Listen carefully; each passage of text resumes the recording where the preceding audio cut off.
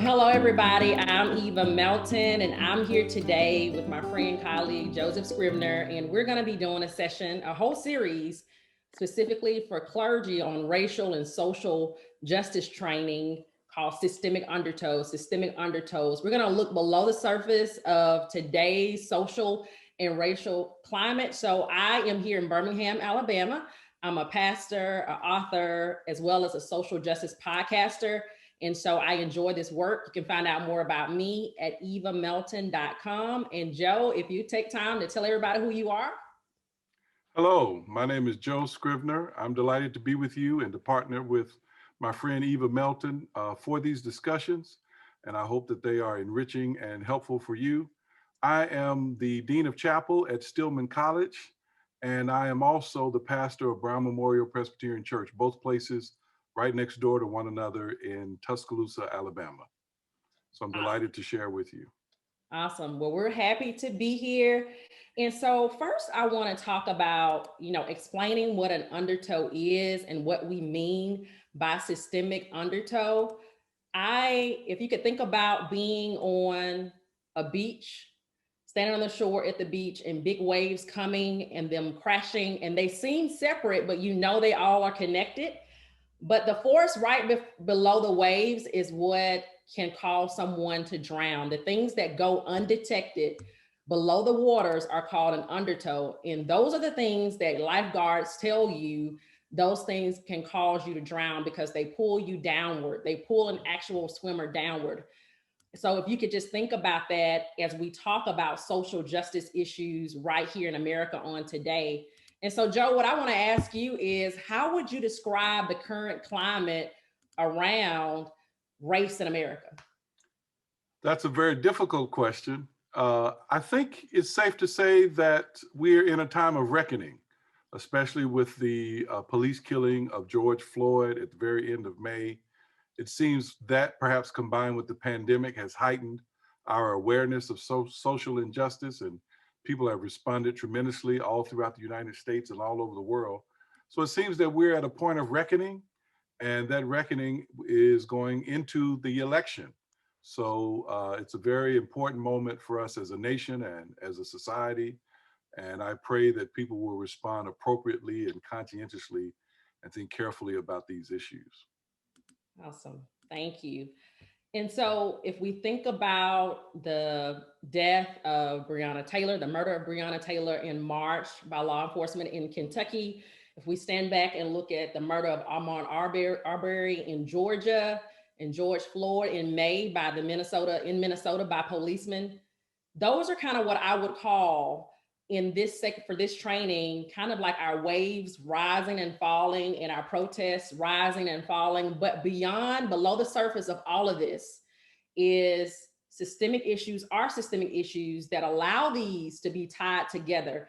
And so if we don't take the time to look at the things that exist in our institutions and our policies and our laws that are upheld by the government, that are upheld by our institutions that allow white supremacy to flourish, we will miss all of that and think that these are separate, isolated incidents. But at the end of the day, they are all connected by things that go undetected under the surface. And so for the church, we could lose a whole generation if we're not willing to have the conversations about what's happening and impacting the people in our world every day. And it's an opportune moment for the church as well to enter these discussions about race and for clergy to feel comfortable and convicted to enter and engage in a safe space and conversations about race so that they can help their congregations have those conversations. And so I really feel like if we think about the church universal, if we think about our congregations, if they are going to have the discussions or we feel that they need to have the discussions, I believe clergy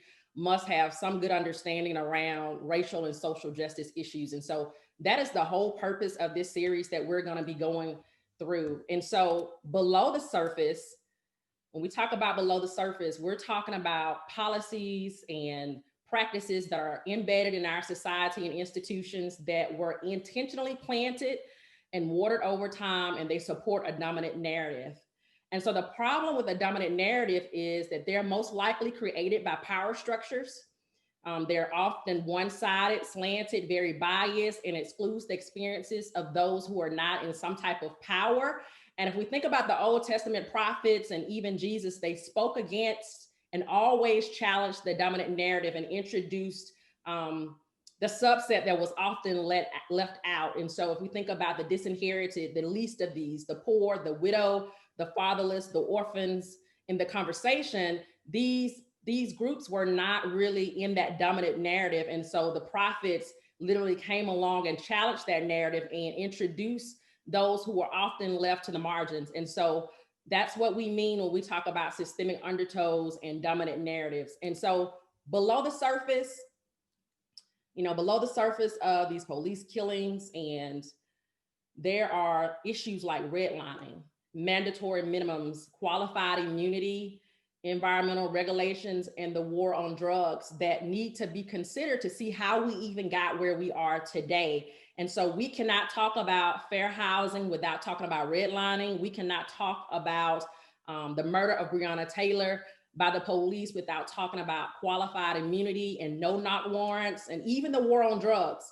And we cannot talk about the pollution in Uniontown, Alabama, and in North Birmingham without talking about redlining and environmental regulations. And so over these next 6 sessions, our goal is to provide you some overview, some high-level training around the most pertinent social issues that are impacting our state and also the United States at large. And so I'm going to turn it over to Joe now to talk about his 7 Ds.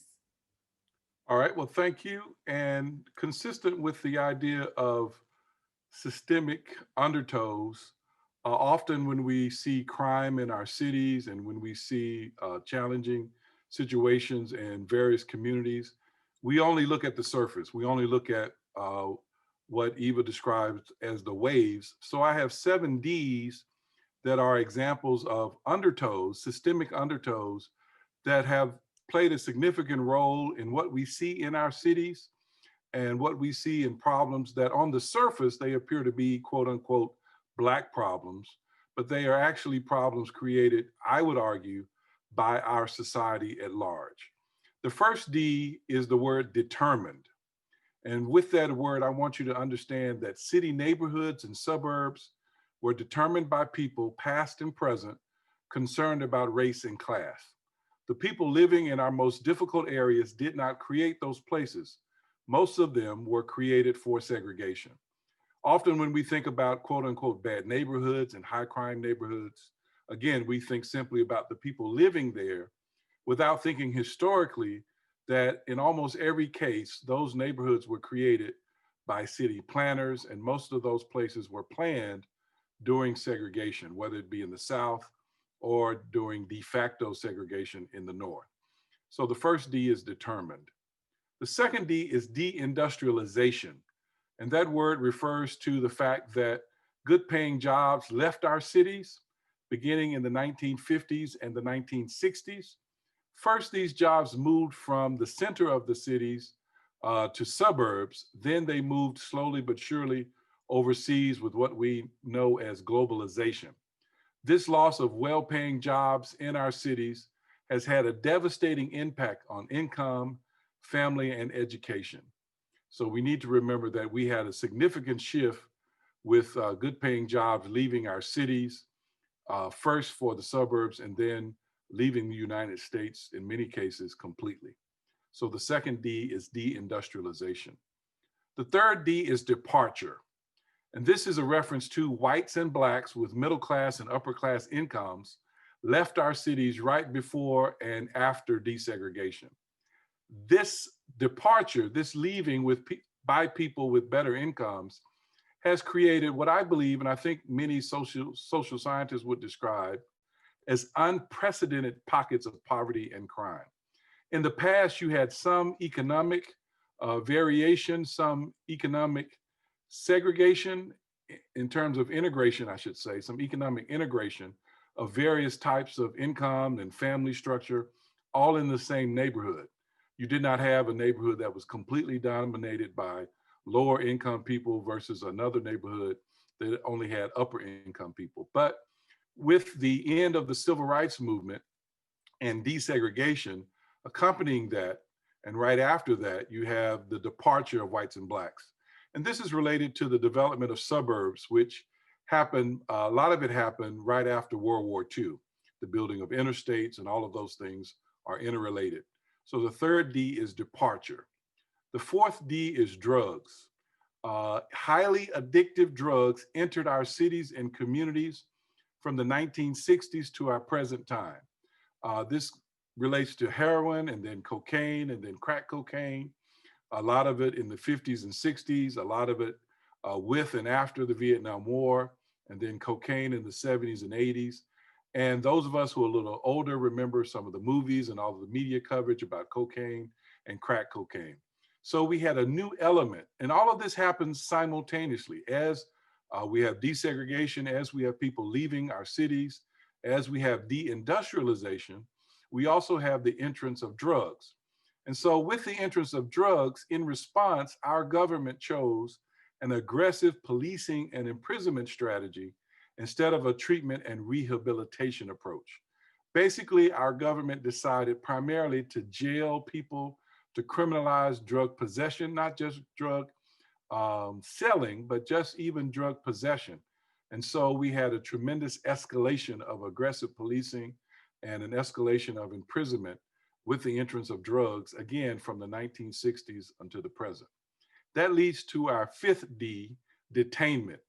Our jails and prisons went from about 700,000 people in the early 1970s to 3 million people by the 1990s. This is directly related to the response to the entrance of drugs. So again, instead of considering alternative approaches, instead of investing in treatment and rehabilitation, we as a society decided to jail people, and this led to what we call now mass incarceration. Think about these numbers. We went from 700,000 people in our jails and prisons in the early 1970s to 3 million people by the 1990s. So those numbers more than tripled over the next 30 years. So again, we have detainment, and then you have to think about how detainment in jails and prisons played a role in undermining families and communities. You're taking men and women out of their communities. They're being stripped of their rights. They lose the right to vote. It's very difficult for them to regain employment once they've completed their sentence. Jail is not a soft place. Jail is not an easy place. Our jails are often atrocious. Alabama has been cited several times for terrible conditions in our prisons. So generally a person goes into jail and they come out of jail even more hardened, even more criminalized, and we do not have good avenues for them re-entering into our society. So they engage in repeat offending. They often end up back in jail shortly thereafter, and their families bear the brunt of that kind of systemic movement and jailing in those communities. So the fifth D is detainment. The sixth D is dissemination. And this is about how we think about race and how we see race portrayed in media. Our media play into and reproduce our racial and class biases with stories, images, TV, and movies. Think about this question. How many movies or TV shows have you seen with poor Black people in bad neighborhoods compared to poorer whites? We can think of countless TV shows where African Americans are portrayed in quote unquote ghettos, in bad neighborhoods, as criminals, as drug dealers, and so forth. But then you think about, you don't see that many poorer whites portrayed that way. We know they exist. We know that they are pockets of white poverty, but very rarely are those pockets of white poverty portrayed in television or in movies the way we have it with African Americans. Also consider the images we often see on the news, the showing of pictures with crime, how that often leads the news. There's a saying in news media, if it bleeds, it leads. So we see criminal elements with pictures and so forth, always at the top of the news hour. And we need to ask ourselves, why must this be shown at the beginning of the news?